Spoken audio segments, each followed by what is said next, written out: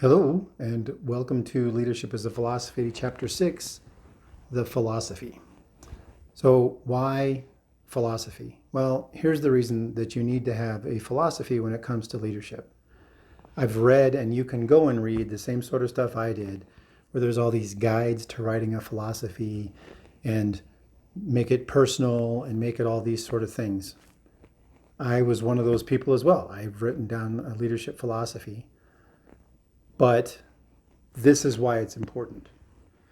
Everybody says that there isn't an incorrect philosophy. I tend to disagree. Because if you go back and look at the archetypes that we talked about in chapter 3, and every other philosophy for every great leader that you can think of in history, they've all had 4 things in them, which makes them correct because they keep getting reused. So, integrity, humility, empathy, and vigilance. The thing with those 4 philosophies is they are all performance-based. You can write them down. I just gave you the answers to the test. This is the philosophy that you should have when you're going to lead an organization. And you could tell me those back, and you're not a leader, right? Because they are all things that are performance-based. How do you have integrity? You can walk into a job interview. Oh, I'm very humble.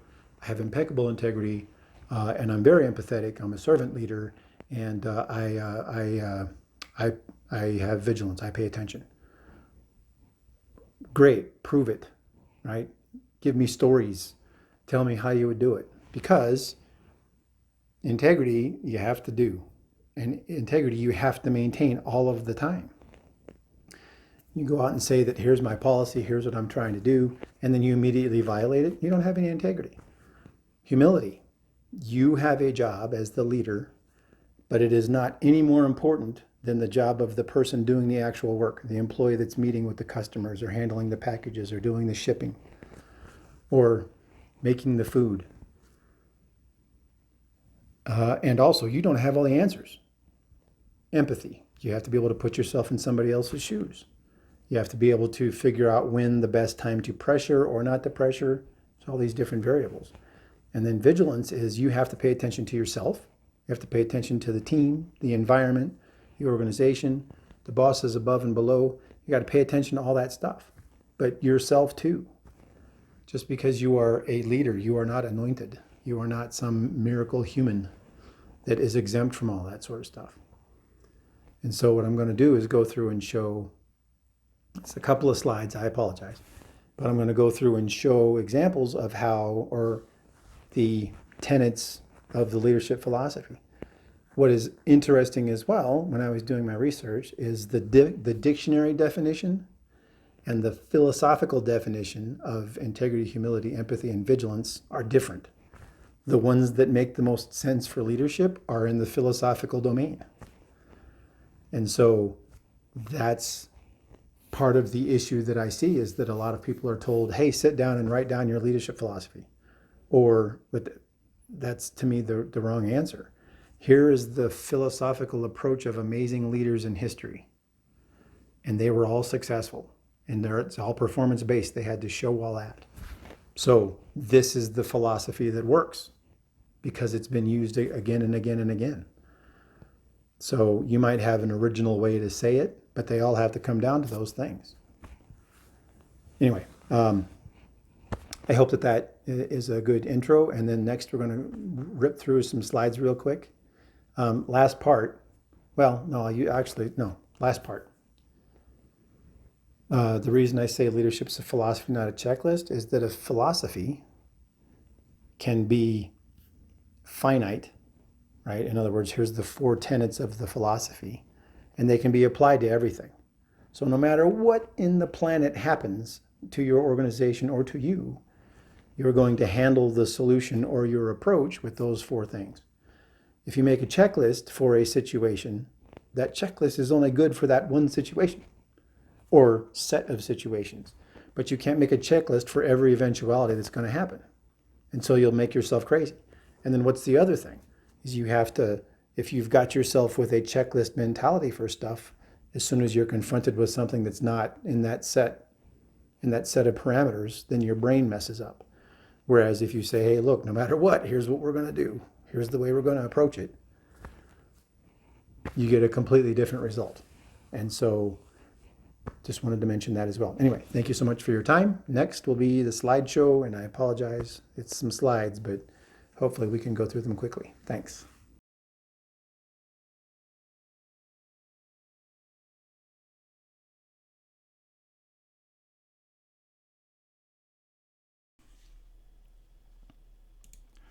Alrighty, so welcome to the instruction portion of Chapter 6, the philosophy. So like I said, what's the purpose of a philosophy? And we're going to go through and explain, as I discussed at in the intro, why I think that the ideal, the leadership ideal that we have described with the archetypical leaders throughout history is there. Another thing I wanted to mention is think about the people in your life that you knew that you would basically involuntarily follow to a new job or to a new place, not blindly follow like some sort of cult. But what sort of characteristics did those people have? And so that's just something to think about. So first, got integrity. So integrity is being consistent with your principles and values and ethics. Well, as a general rule, you're going to follow somebody that's telling you the truth, even if it's a bad truth, right? Also, if they're the sort of person that says, here's the way that we're going to do this, and here's what's going to happen.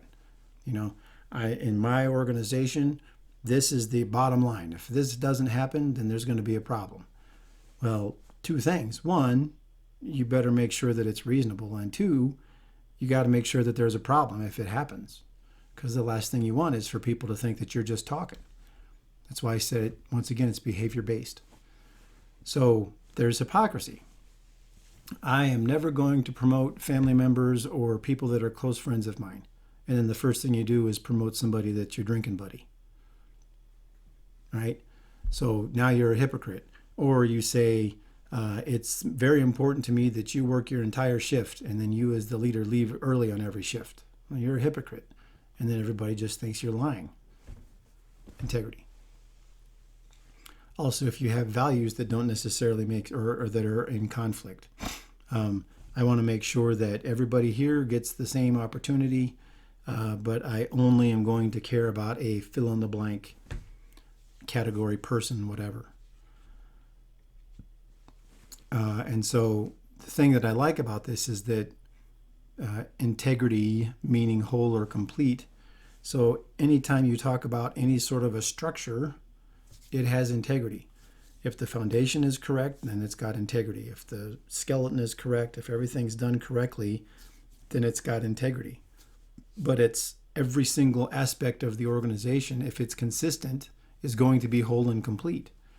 If you as the leader are saying A and doing B, you're not whole or complete.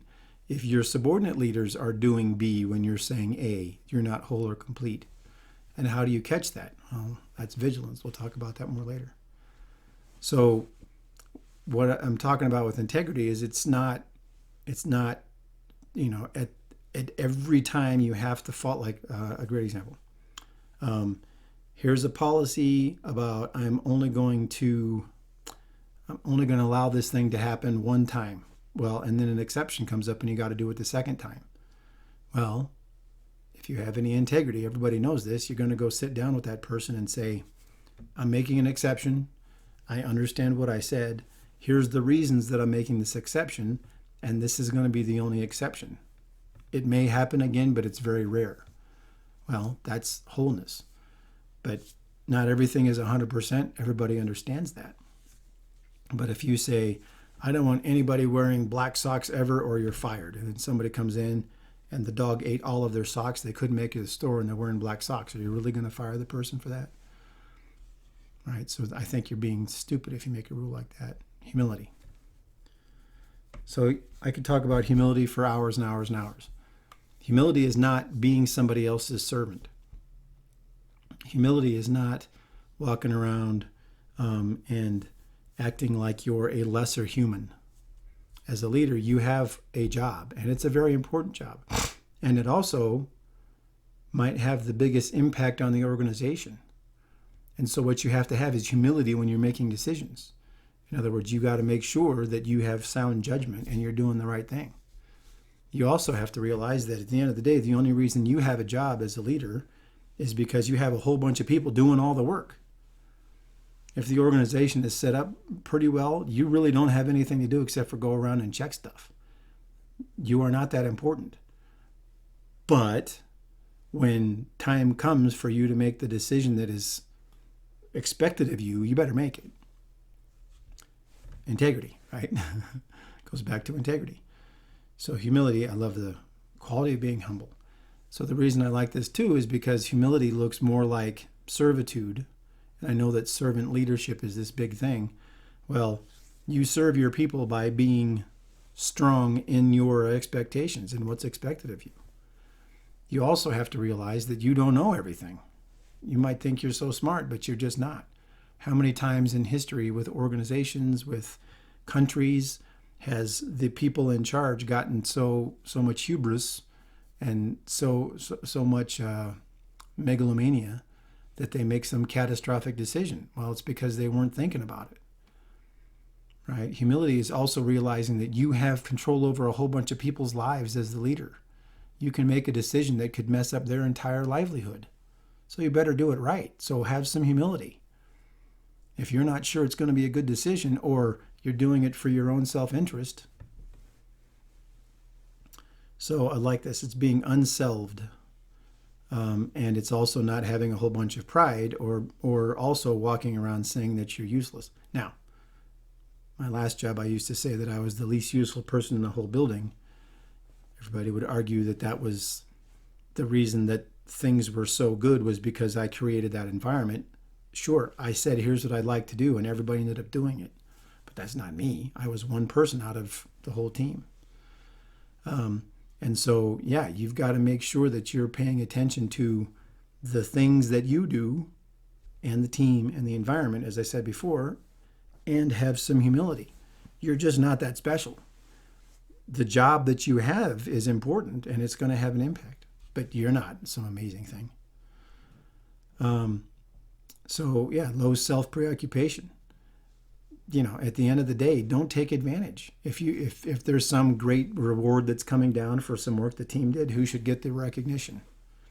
Not you. You should immediately give it to the people that actually did the work. You know, yeah, you might have let them do it, but that's nothing. That's your job. A leader should never get a whole bunch of recognition and reward, because your job is to make sure that everybody else is better. That's humility, right? The second that you walk around saying, well, I don't have to do that because I'm better, or that's beneath me, you've got problems. Now, everybody else has important things to do. So yeah, so narcissism, hubris, I talked about that earlier, and then a bunch of different things about pride. And then this is the other part, if you are telling people that you're being humble, and then that's just the stupidest thing ever. Oh, I'm doing this because I'm supposed to, because I have to take care of the little people.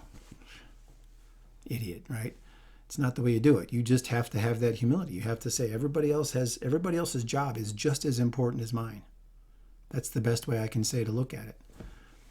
But it's not, you know, I'm navel lint and they're all amazing. Everybody's equally amazing. You have to be amazing when it's expected of you.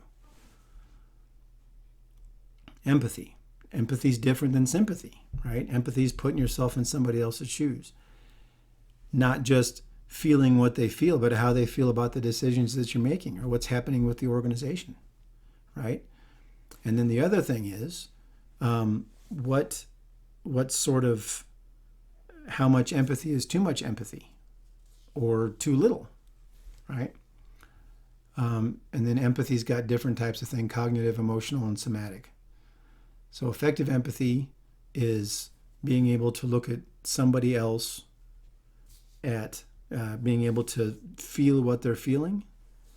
And you might be able to understand that, but then in order to understand the reason that they feel that way is a completely different thing.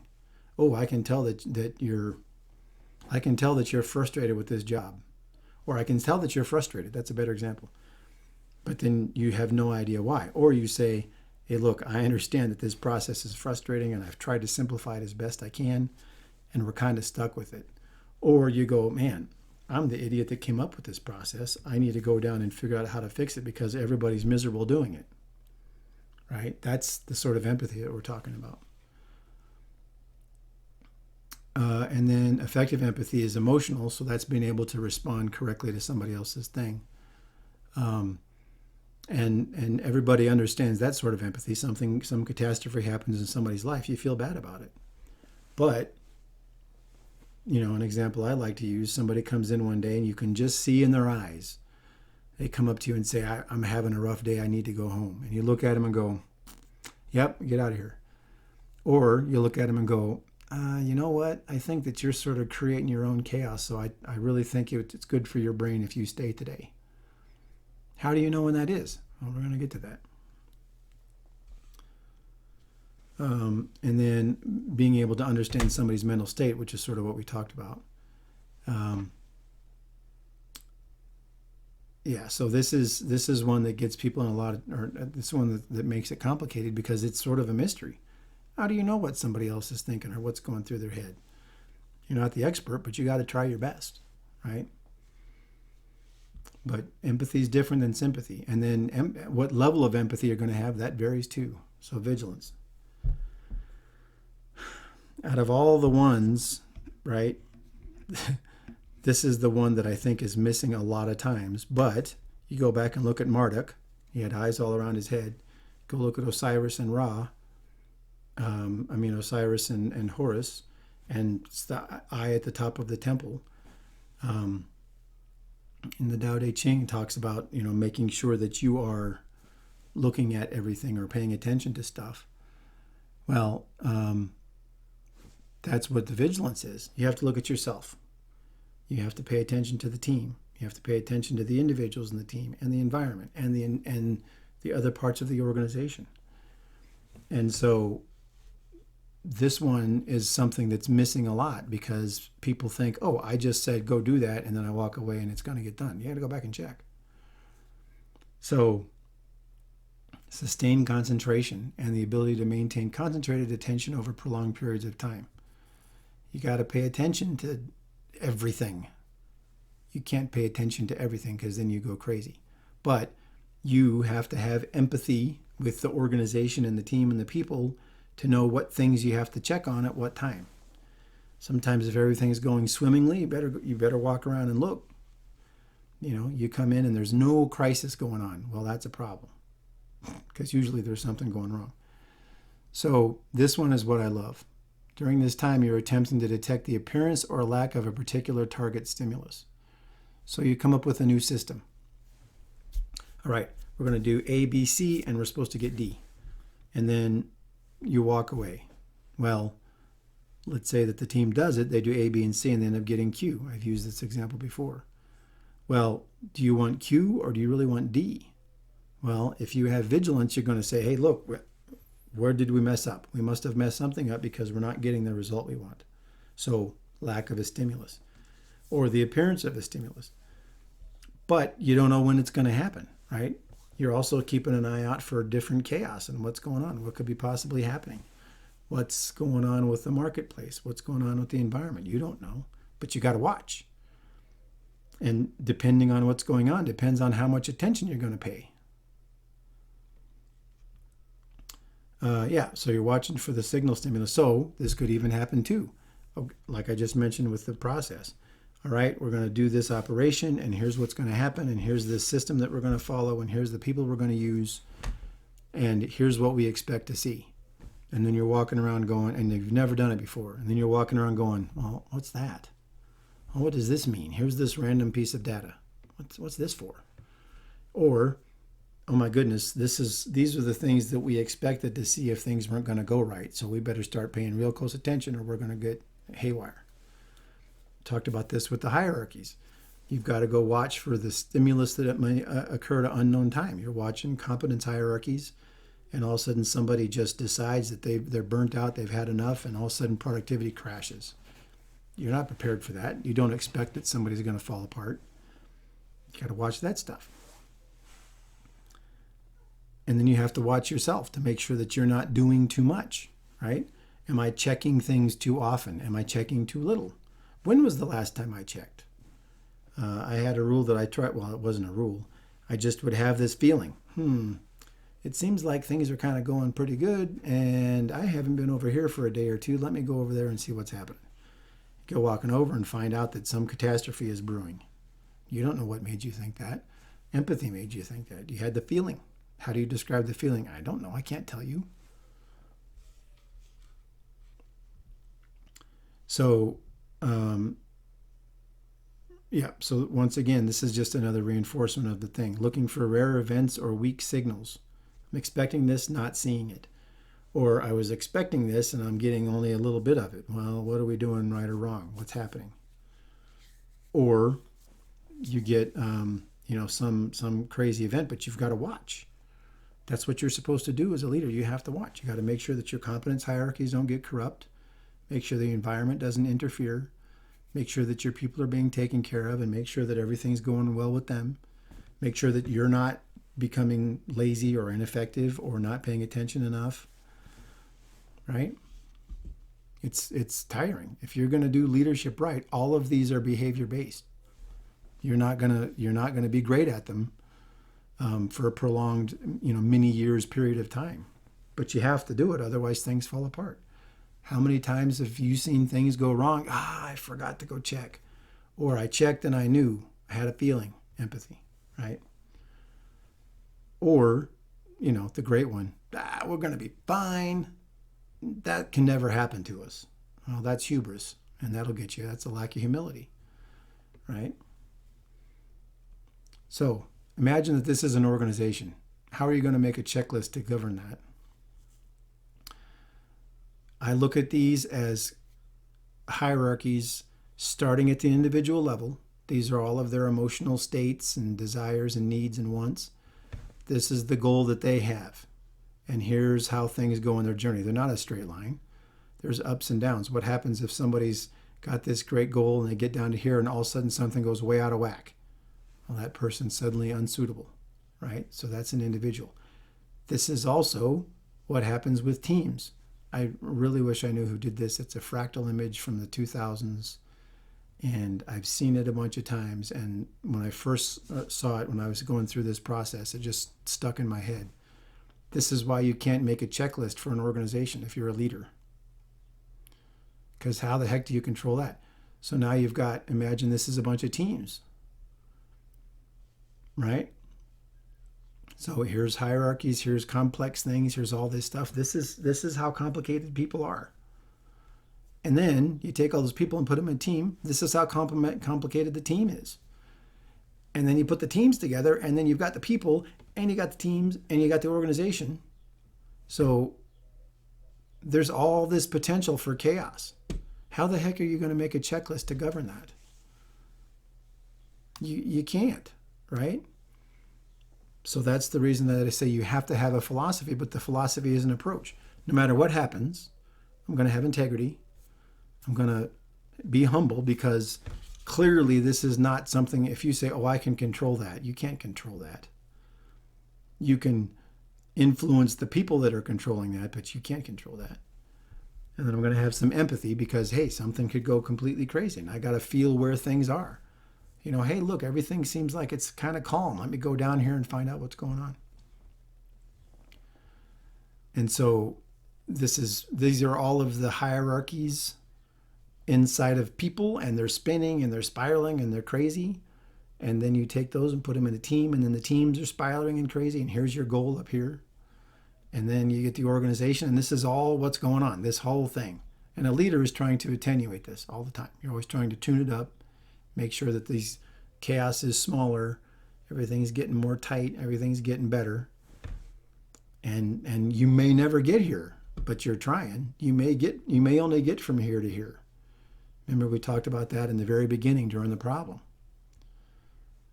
Hey, somebody had this huge amount of chaos to try to fix, and all they did was get it this much better.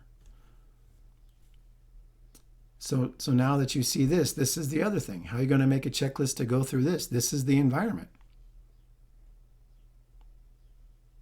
And it's the same thing. So here's all of this stuff. Here's all these potential things of chaos. Which one are you going to look at? I don't know, right? Well, I'm going to look at these two because they seem, this one's almost pointing at me. We better keep a sharp eye on that. And let's figure out how we're going to avoid this blob up here. Maybe we're going to fly underneath. I don't know. But it's the same exact thing. This is just chaos. And then imagine this suddenly inverts and becomes a cone and hits your organization and causes a bunch of crazy. This is the vigilance part. This is where you're outside the organization looking around, watching as you're moving through stuff. Another image that I got, another fractal. And the reason that I love it is because it's chaos, but it has some organization. And you can just see this is all the potential for chaos to happen. This is all the potential for unbelievable things that can impact your organization. And just imagine that shell spinning through here. And maybe you realize that I have to go through this little choke point and we're still too disorganized. Well, guess what? All right, let's go back up. So this part right here is too wide to fit through that choke point. Well, we're not going anywhere until we get that fixed. And you might have the boss yelling at you, I need progress. Say, boss, I hold on. I got to get this taken care of. Because we're not going anywhere. We're not going to fit through that problem. We're not going to fit through here until we get things tightened up. Right? So it's chaos, the operating environment, needs, competitors. There's all of this stuff that can happen. And so that's the reason that I keep talking about a philosophy. You can't make a checklist for this with any confidence. You just know, well, no matter what, I know that I'm going to have integrity, humility, empathy, and I'm going to pay attention. Pay attention.